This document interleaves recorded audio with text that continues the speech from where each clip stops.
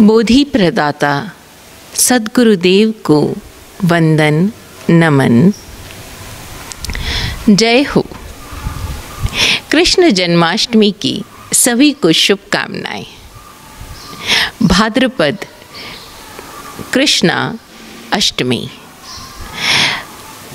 कृष्ण पक्ष की ये अष्टमी हमें कृष्ण की याद दिलाती है, कृष्ण के जन्म की। अब ज़रा देखें कि कृष्ण को हर कोई अलग अलग रूपों में पूजता है ना। बाल गोपाल कृष्ण, यशोदा माँ का दुलारा नंदलाला कृष्ण। तो कृष्ण के बाल रूप को पूजते हैं कुछ लोग, तो कुछ लोग राधा कृष्ण को पूजते हैं, कुछ रुक्मणी भरतार को पूजते हैं, तो कुछ द्वारकाधीश द्वारका नरेश श्री कृष्ण को पूजते हैं, तो कुछ भगवत गीता का उपदेश देने वाले अर्जुन के सारथी कृष्ण के विराट रूप को पूजते हैं। अब जो उनके जिस रूप को पूजता है, उसकी आराधना करता है, उपासना करता है, वो उनके साथ व्यवहार भी वैसा ही करता है। आप देखिए, जो लोग अपने जीवन में कर्म को महत्व देते हैं वो श्री कृष्ण के उस विराट स्वरूप को पूजते हैं। भगवत गीता में श्री कृष्ण के उपदेशों को जानकर समझकर अपना जीवन उसके अनुरूप व्यतीत करते हैं। तो कुछ लोग जो भक्त हृदय हैं, वो जो प्रेम में डूबे हुए हैं, वो राधा कृष्ण को पूजते हैं, बिल्कुल राधा की भांति कृष्ण को प्रेम करते हैं, कृष्ण के साथ रास रचाते हैं। रास रचैया श्री कृष्ण की विविध मनोहारी लीलाओं के साथ अपने जीवन को भरपूर आनंद के साथ जीते हैं, प्रेम करते हैं। ज़रा वृंदावन की गलियों में, ब्रिज के कुंजों में जाकर देखिए, वहाँ आपको हर कोई कृष्ण के एक अलग ही रूप के दर्शन कराएगा। वहीं कभी आपने किसी बाल गोपाल को पूजने वाले परिवार को देखा है? वो अपने भगवान को, लला को, यानी कृष्ण लला को ऐसे रखते हैं मानो एक छोटा बच्चा हो, और उसी की बाल लीलाओं का आनंद उठाते हैं, उसे माखन का भोग कराते हैं। दिन में जितने समय एक बच्चे को भोजन कराना चाहिए, बिल्कुल उसी तरह से उस बाल लला को भोजन कराते हैं, माखन मिश्री का भोग कराते हैं। और माताएं तो उस कृष्ण लला को बिल्कुल एक छोटे बच्चे की तरह रखती हैं, उसे सजाती हैं, संवारती हैं, लेकिन फिर भी प्रभु रूप में पूजती हैं। अब ज़रा हम एक और बात पर गौर करें कि कृष्ण के इन विविध रूपों को पूजने वाले लोग कभी भी कृष्ण के इन रूपों को लेकर आपस में कोई लड़ाई नहीं करते।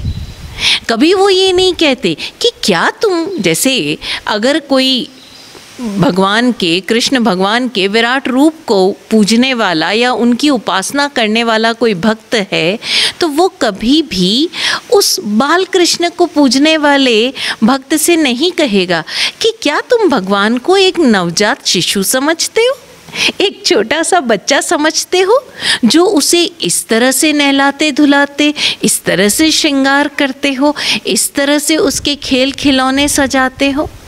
वो नहीं कहेगा, वो बड़े आराम से उनकी बाल लीलाओं का भी आनंद लेगा।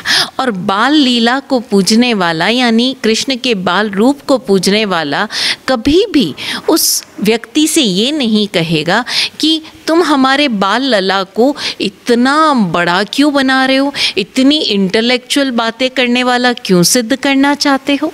सभी उस एक व्यक्तित्व में, उस विराट व्यक्तित्व में अपने अपनी कमजोरियों की पूर्ति करने वाले उस विशुद्ध स्वरूप को ढूंढ ही लेता है और अपने जीवन को उस धुरी पर आगे बढ़ाता है। कोई लड़ाई नहीं, कोई झगड़ा नहीं, कोई तू मैं नहीं, और कोई भी अपने कृष्ण के उस रूप को, जिसे वो स्वयं पूज रहा है, किसी और से मनवाने की कहीं कोई ऐसी अपेक्षा नहीं, कहीं कोई ऐसी भीतर से इच्छा भी नहीं कि मैं ये प्रमाणित करूं कि जिसे मैं पूज रहा हूं कृष्ण का वो रूप सर्वश्रेष्ठ है। लेकिन अगर हम देखें तो हम कितने सारे संप्रदायों में बंध जाते हैं, और इन संप्रदायों को तो छोड़ो, हम भूल ही जाते हैं कि जिसके लिए हम लड़ रहे हैं उनका जीवन हमें क्या प्रेरणा देता है। कृष्ण के जीवन की हर एक घटना को अगर हम देखें तो वो घटनाएं हमको जीवन में कुछ न कुछ शिक्षा अवश्य देती है। आप बाल कृष्ण को ही देख लीजिए, छोटा सा नन्हा सा कृष्ण, लेकिन लोगों के घरों से माखन चुरा रहा है। और माखन सिर्फ चुरा नहीं रहा है, अगर कोई गोपी मक्खन का या दही का मटका ले जाते हुए नज़र आती है तो उसका वो मटका भी तोड़ देता है। ये शरारत अगर कोई हमारे घर का बच्चा करे तो हमें बड़ा गुस्सा आएगा, लेकिन कृष्ण की यही शरारतें सबका मन मोह लेती है। ऐसा क्यों? ज़रा हम गौर करें कि क्या कृष्ण को अपने घर में कोई माखन की कमी थी, कोई दूध दही घी की कमी थी? फिर वो क्यों माखन चुराते थे? क्यों वो माखन चोर कहलाए? गौर करने वाली बात है। गोपाल यानी गायों का पालक कोई बहुत अधिक समृद्ध समुदाय नहीं है। गायों का लालन पालन करके जो दूध दही घी बनता है उससे ही उनका जीवन चलता है। लेकिन उस समय वो जो गोपाल रहे वो उनके स्वयं के बच्चे दूध दही घी माखन से वंचित रहे। क्यों? क्योंकि जो भी मक्खन निकलता, जो भी दूध दही निकलता या घी बनता, उसे तो मथुरा नरेश कंस के पास टैक्स के रूप में, हाँ, कर के रूप में पहुंचा दिया जाता। कृष्ण को ये बात अखरती कि हमारे यहाँ का दूध दही घी मक्खन ज़रूर राजा को कर दिया जाए, लेकिन बाल गोपालों के मुंह से निवाला छीनकर राजा को कर के रूप में सारा दूध दही घी मक्खन जाए। ऐसा क्यों? राजा का तो अर्थ ही होता है कि वो प्रजा की रक्षा करे, लेकिन यहाँ तो प्रजा की रक्षा करने की बजाय प्रजा को भूखा मारकर उनके हक का निवाला छीनकर राजा अपने ही कोठार भरे जा रहा है। और कृष्ण ये बातें कहे किससे? सभी पर कंस का आतंक जो था, तो उन्होंने एक नया तरीका अपनाया।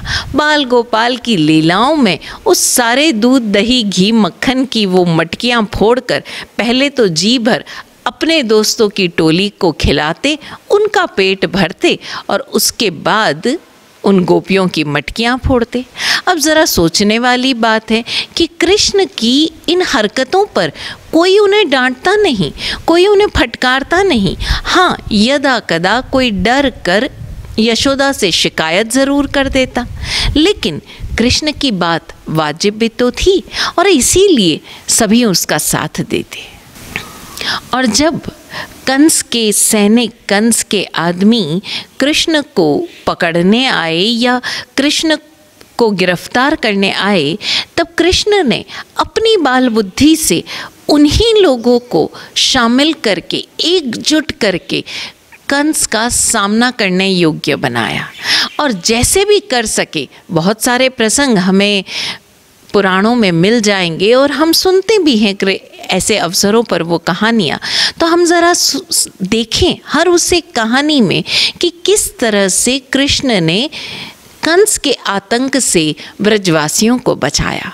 और जब आखिरी समय आया मुकाबला करने का, तब भी कृष्ण पीछे नहीं हटे।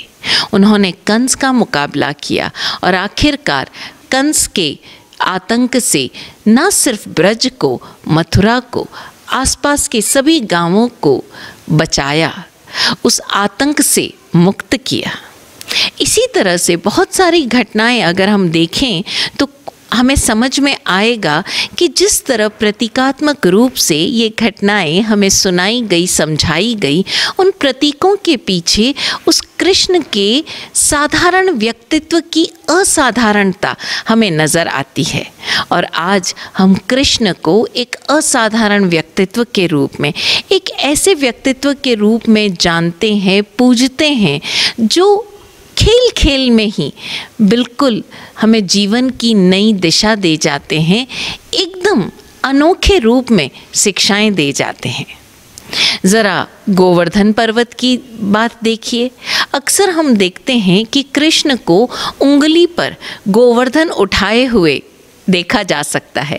अभी कुछ दिनों पहले कुछ स्कूली बच्चों ने ये सवाल किया कि महाराज साहब ऐसे कैसे गोवर्धन के हाथ नीचे डालकर उसको पूरा अपनी उंगली पर उठा लिया गया और सब लोग उसके नीचे आ गए, फिर जब इंद्र का आतंक खत्म हो गया फिर उसको वापस वैसे रख दिया। ये सिस्टम कई बार ऐसे बच्चों को समझ नहीं आता जो वैज्ञानिक दृष्टि लिए होते हैं, जिन्हें ये सारी चीज़ें सुपर ह्यूमन भी नहीं लगती। उन्हें लगता है ये सारी चीज़ें माइथोलॉजी है, पर ऐसा नहीं है। ये जो गोवर्धन को उंगली पर उठा लेने की कथा है, ये अपना प्रतीकात्मक संदेश देती है। ये जो रूप है कृष्ण का, वो हमें एक प्रतीकात्मक संदेश देती है। ज़रा देखें हम गोवर्धन पर्वत, अगर वहाँ पर बारिश होगी तो दिखती बात है कि सारी बारिश, सारी जो वर्षा का पानी है वो नीचे के गांवों में आएगा और नीचे के गांव जो है वो बाढ़ ग्रस्त हो जाएंगे। अब ब्रज जैसे एरियाज़, ब्रज जैसे क्षेत्र जहाँ पर गौ ही उनका धन है, पशुधन ही उनकी सारी जमा पूंजी है, ऐसे में अगर बाढ़ आ गई तो पूरे के पूरे गांव नष्ट हो जाएंगे। अब कृष्ण तो थे गोपाल, दोस्तों के साथ रोज़ाना गाय चराने जाते थे, और जब गाय चराने जाते थे तो गायें तो अपना पेट भरती ही थी। कृष्ण उस पूरी प्रकृति के साथ एक मेक हो उठते थे। उनके भीतर का वाद्य उस प्रकृति के संगीत के साथ एक मेक होकर उनकी बांसुरी से फूट पड़ता था। और सिर्फ इतना ही नहीं, कृष्ण गोवर्धन को पूरी तरह से जानते थे, उसके चप्पे चप्पे से वाकिफ़ थे। कहाँ कौन सी गुफा है, कहाँ पहाड़ का या उस पत्थरों का ऐसा बनाव है कि उसके नीचे बैठा जा सकता है, रुका जा सकता है। तो जब इंद्र का प्रकोप हुआ, यानी बेहिसाब बारिश हुई, तब क्या हुआ? तब कृष्ण ने पूरे गांव को इस चिंता से मुक्ति दिलाई। यानी उन्होंने पूरे के पूरे ब्रजवासियों को, पूरे के पूरे गायों को गोवर्धन की ओर ले गए वो, और जहाँ जहाँ उन्हें पता था उन्होंने पूरे गोकुल वासियों को, ब्रजवासियों को जगह बताई, सेफ, सुरक्षित, जहाँ वो अपने गोधन के साथ जब तक बारिश ना थम जाए सुरक्षित रह सकते हैं। अपने उंगली के इशारे से पूरे गोवर्धन में उन्होंने पूरे ब्रजवासियों को संभाल लिया, और तभी से कहा जाने लगा कि कृष्ण ने उंगली पर पूरा गोवर्धन उठा लिया। हो सकता है जो मैं कह रही हूँ वो सही ना भी हो, लेकिन अगर इस दृष्टि से देखा जाए तो कृष्ण का साधारण व्यक्तित्व एक ह्यूमन बीइंग, सुपर ह्यूमन के रूप में आएगा। अब यहाँ पर इस बाल कृष्ण की वो तीक्ष्ण दृष्टि देखने योग्य है कि वो जब गाय चरा रहे थे तो अनजान नहीं थे, वो उस पहाड़ के कोने कोने से वाकिफ़ हो गए थे, और यही कारण था कि जब आपदा का अवसर आया वो पूरे ब्रजवासियों को मुक्त कर सके, यानी उन्हें जानो माल का नुकसान नहीं हुआ। उनके हर एक जो भी उन्होंने कार्य किए, ऐसी घटनाएं आई, अगर हम उसको देखें तो हमें समझ पड़ेगा कि किस तरह वो पल पल जागृत रहे, पल पल अटेंटिव रहे और तनिक भी प्रमादित नहीं हुए। अपने प्रमाद पर विजय प्राप्त कर इस जागृति से जब उन्होंने अपने जीवन को जिया तो वो अपने जीवन को बिल्कुल एक विराट तरह से जी सके। आज हम अक्सर ये शिकायत करते हैं कि हमें फला साधन नहीं मिले, कंफर्ट्स नहीं मिले, हम जैसा पढ़ना चाहते थे वैसा हमें माहौल नहीं मिला, सर्कमस्टांसेस अनफेवरेबल थे। लेकिन ज़रा हम देखें, एक कृष्ण, उनका पूरा बचपन गाय यानी गोपालों के बीच बीता। एक छोटा सा, मतलब ब्रज तो एक गांव भी नहीं था, छोटा सा, आज के ज़माने में हम कह सकते हैं ढाणी, जहाँ मुट्ठी भर घर थे, उन गायों के बीच में बीता। लेकिन जब वो राजा बने, द्वारकाधीश हुए, मथुरा नरेश हुए, तब उन्होंने राजा का कर्तव्य भी भरपूर तरह से निभाया। उन्हें तो कोई शिक्षा दीक्षा हासिल नहीं हुई थी, फिर वो किस तरह अपने उन सारी तकलीफ़ों को भी आनंद से जीते हुए आगे बढ़ पाए। कृष्ण जब ब्रज में रहे तब उन्होंने गाय चराने को भी एक खेल समझा, अपने मित्रों के साथ अपने बचपन का पूरा आनंद लिया, और जब जो परिस्थिति सामने आई उसके अकॉर्डिंग उन्होंने स्वयं के जीवन को ढाल लिया। जब युद्ध करने का अवसर आया तो उन्होंने युद्ध भी किया। जब उन्हें ऐसा रोल अदा करना पड़ा जहां वो स्वयं युद्ध नहीं कर रहे थे लेकिन अर्जुन के सारथी बने, तो उन्होंने अपने सारथी के कर्तव्य को भी उसी तरह से निभाया। जब अर्जुन हारने लगा, थकने लगा, कमज़ोर होने लगा, तो उसे एक गुरु की तरह उन्होंने भगवत गीता का संदेश दिया, अपना विराट स्वरूप दिखाया। तो हम समझें कि कृष्ण का जीवन, जिसका नाम ही कृष्ण है, आजकल तो देखा जाए तो हम छोटी छोटी जगह पर घबरा जाते हैं, अरे हमारा तो नाम ही नेगेटिव है, हमारे माता पिता ने हमारा नाम कैसा रखा, न जाने हम क्या क्या बातें कर लेते हैं। तो हम ज़रा समझें कृष्ण के जीवन को देखकर, जिसका नाम ही कृष्ण है यानी काला, लेकिन उन्होंने अपने जीवन को प्रतिक्षण जागृत होकर जिया। न सिर्फ स्वयं अपने आप को असाधारण व्यक्तित्व के रूप में विकसित किया, वरन जहाँ वो रहे अपने आसपास के लोगों को भी अपना जीवन संपूर्ण रूप से जागृत होकर जीने के लिए प्रेरित भी किया। आज कृष्ण जन्माष्टमी पर जब हम दही हांडी फोड़ें या हम कृष्ण के उस बाल रूप की पूजा करें, तो ज़रा देखें कि क्या हम उस कृष्ण के बाल रूप की पूजा करते हुए अपने बचपन को भरपूर जी रहे हैं? क्या हम अपने बच्चे को वो सुविधाएं देते हुए बिल्कुल यशोदा माँ की तरह समय आने पर डांट भी लगा रहे हैं, यानी माखन मिश्री के साथ डांट की जो डोज है वो बराबर रहे? आखिर हम अभिभावक हैं, हमारा कर्तव्य बनता है, दायित्व बनता है कि जब जब हमारे बच्चे ज़रा सा अपनी दिशा से भटके तो हम उन्हें दिशा दिखाएं। अक्सर जब बच्चे बड़े हो जाते हैं, अपने फैसले, अपने डिसीजंस खुद लेने लगते हैं, तो अक्सर माँ बाप कहते हैं कि अब हम क्या समझाएं, बच्चे तो बड़े हो गए हैं। लेकिन हम याद रखें कि हम अभिभावक हैं, और जब तक हम इस पोस्ट पर हैं, इस पद पर हैं, तो अपने बच्चों को सही दिशा दिखाना हमारा दायित्व बनता है। और इस दायित्व को हम कृष्ण के जीवन से भली भांति समझ सकते हैं। द्वारकाधीश रहते हुए कृष्ण ने जब अवसर आया और पता चला कि ये द्वारिका नष्ट हो जाने वाली है, कारण चाहे जो भी हो, हम उन कारणों की चर्चा ना करें, लेकिन उस समय भी कृष्ण ने यथायोग्य सभी को संबल दिया, सभी को प्रेरणा दी। जिन लोगों को दीक्षित होकर अपना जीवन आगे की ओर बढ़ाना है, अपने जीवन के चरम लक्ष्य को प्राप्त करना है, उन सभी के परिवारों का दायित्व निर्वहन श्री कृष्ण ने किया। अपनी रानियों को, अपने पुत्रों को, सभी को ये संदेश दिया कि तुम अपने जीवन में अपने कर्तव्य का पालन करो, और स्वयं पूरे नगर के एक अभिभावक बनकर सबका सहयोग किया। आज कृष्ण जन्माष्टमी के अवसर पर हम स्वयं के भीतर झांकें और देखें कि क्या हमारे भीतर कृष्ण रूपी वो बालक आज भी जिंदा है, जो इस प्रकृति के वध्य में अपने आत्मवध्य को ढूंढ ही लेता है। क्या हमारे भीतर कृष्ण का वो रास रचैया रूप जिंदा है, जो प्रकृति के नृत्य में स्वयं को झोंक देता है और खुद भी थिरक उठता है?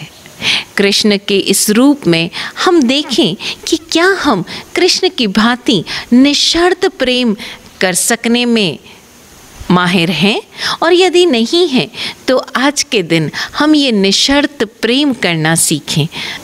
कृष्ण मात्र राधा से ही नहीं बंधे, उनके लिए सभी गोपियाँ, किसी एक या दो का नाम नहीं, सभी गोपियाँ उसी भांति जुड़ी हुई है, तभी तो गोपी कृष्ण कहलाए, गोपी वल्लभ कहलाए श्री कृष्ण।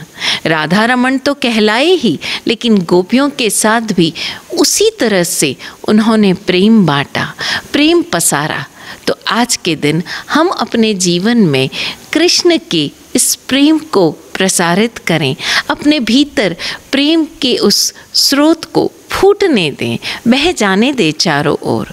और जिस तरह उन्होंने अपनी माता के लिए, अपने पिता के लिए अपने दायित्व का निर्वहन किया, सारी प्रजा के प्रति दायित्व का निर्वहन किया, उसी तरह हम जिस इंस्टीट्यूशन में, जिस पोस्ट पर हैं, अपने साथ काम करने वाले सभी के हितों का ध्यान रखते हुए, सभी के प्रति अपने दायित्वों का ध्यान रखते हुए अपना दायित्व निर्वहन करें, क्योंकि अगर एक बढ़ेगा तो सभी बढ़ेंगे।